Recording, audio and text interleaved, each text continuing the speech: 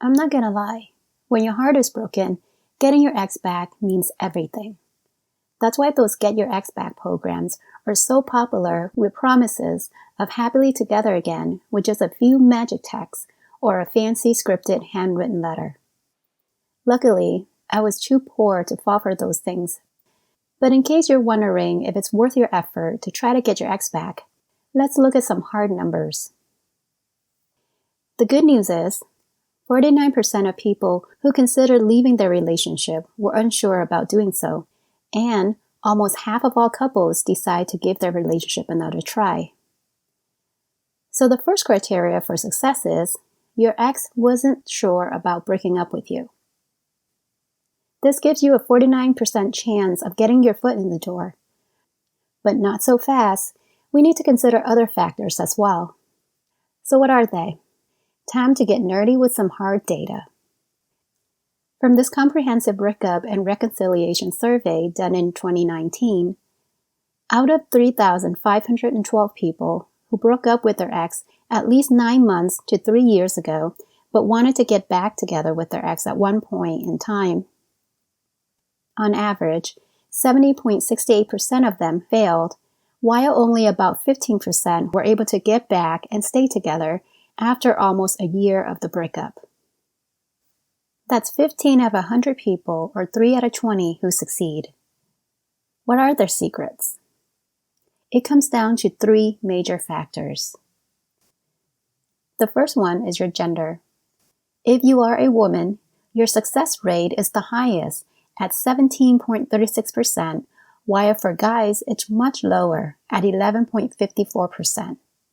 So only about 2 in 20 guys would succeed in getting their ex back and staying together. For gay relationships, the success rate is a bit higher than the men at 12.64%, but it's still below the 15% average. The next factor is age. If you or your ex is over 50, then congrats. You guys have the highest chance of getting your ex back and keeping them with a whopping 18.4%. However, if you're between 25 to 30, you guys have the total lowest success rate at 14.9%. For those who are 18 to 24, you guys have the highest rate of breaking up after getting back together out of any other age group. I guess the moral of the story is that young people are flaky, millennials are picky, and middle-aged people just don't have much option. The last major factor is time. How long you guys were together, and when does the reconciliation happen? No surprise, your chance proportionally increases with the length of your relationship, but only up to 5 years. Then it decreases. Relationship that lasted between 2 to 5 years had the best success rate for getting back together and staying together at 17.2%, but they also have an equally high chance of breaking up again.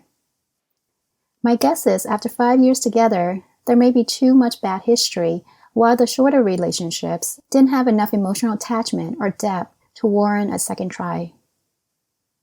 It's also important to note that the golden window for reconciliation is between 1 to 6 months after the breakup.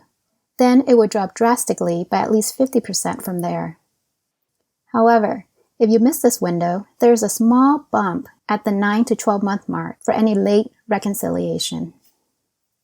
Even if you manage to get back together, 22% of you are still going to be unhappy, but as a whole, the majority were happy to be back with their ex in an even better relationship, thanks in large part to self-improvement, time apart, and applying no contact.